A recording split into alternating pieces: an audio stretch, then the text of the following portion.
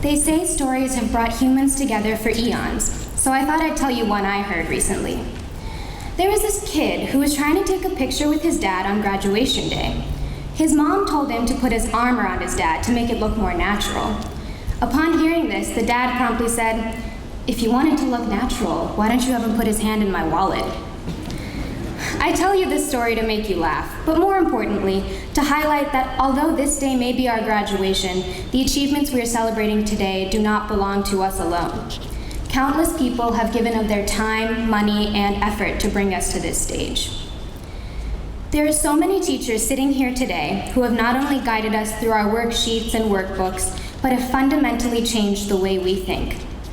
I can honestly say, and I think my classmates would agree, that we are extremely well qualified to compete with the best of them, and it's thanks to the lessons you've taught us. But perhaps not just the lessons you may be thinking of.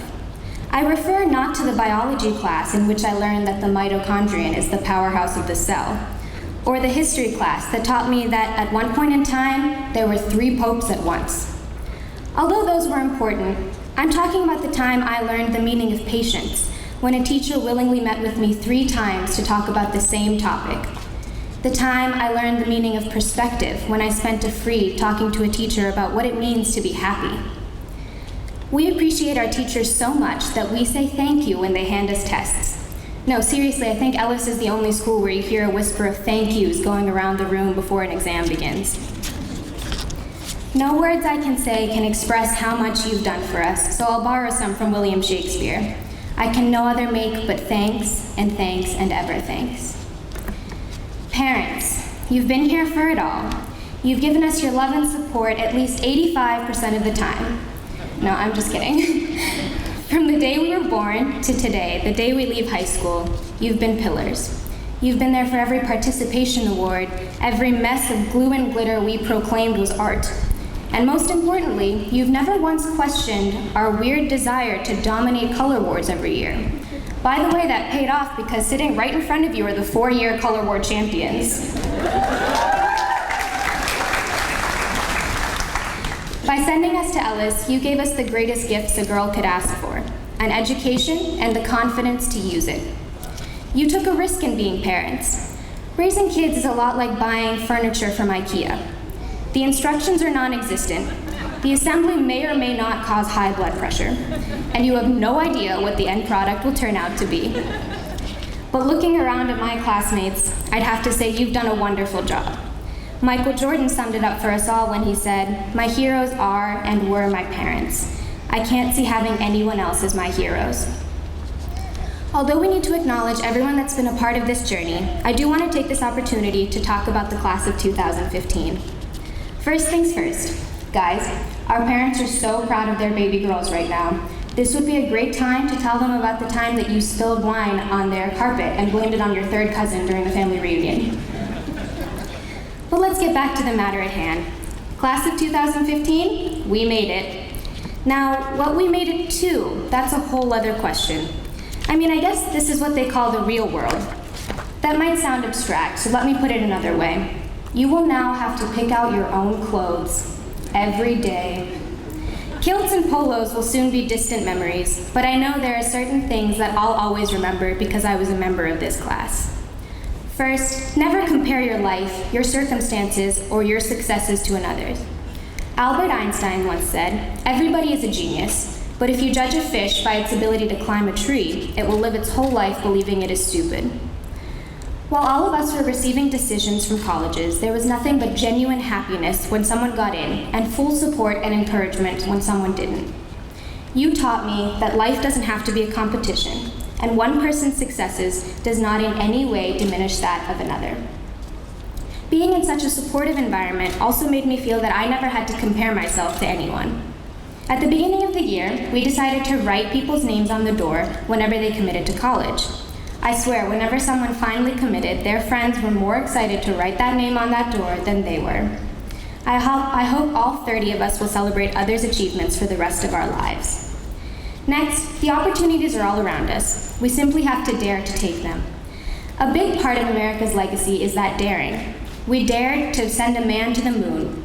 We dared to create the internet, something I'm sure some of you are taking full advantage of right now. And here at Ellis, we dare to challenge the record for how many meals you can eat in a span of 8 hours. It's clear from these examples that success has always been about daring. The girls I've been privileged to spend my high school years with have done some of the most daring things I've seen. Ellis girls don't skip opportunities.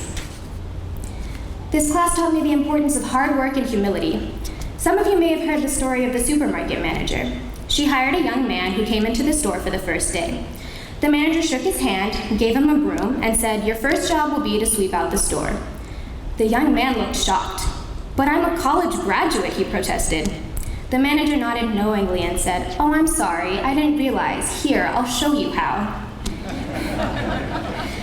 Too many people think their education gives them an exemption from hard work, when all it really shows is that they didn't truly learn anything.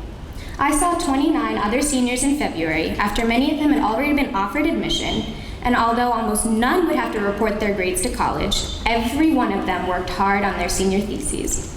Ellis girls, particularly the ones in my own class, have a genuine love of learning. And when you love what you're doing, it just isn't an option to give up. And finally, the last and perhaps most important lesson I got was to be able to laugh at myself.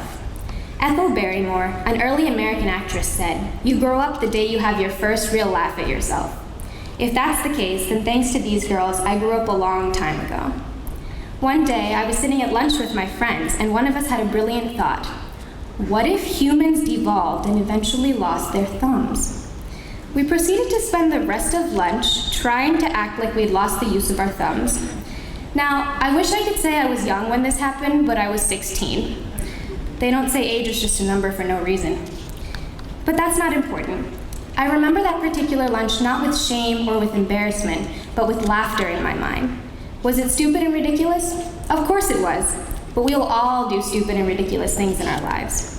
That doesn't mean we have to try and bury them away. It would do everyone, myself included, a whole lot of good if we could just laugh at ourselves a little more, because in the end, it'll make one hell of a story. I know now, after a pretty fantastic game of family in my basement, I not only have the sister I was raised with, I have 29 more. In the words of philosopher and wise woman Taylor Swift, I've had the time of my life fighting dragons with you. Honestly, there is no other school, no other class, no other family I would have wanted to spend the last 4 years with. And I'm gonna predict that when I finish college, I'll feel the same exact way about my time here at Ellis. And whether I see you often from now on, or I just stalk your Facebook once in a while, I hope you know that you've made me a better person in every way. I leave you now with a quote from one of my favorite people, Ellen DeGeneres.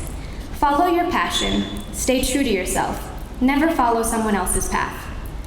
Unless you're in the woods and you're lost and you see a path, then take it.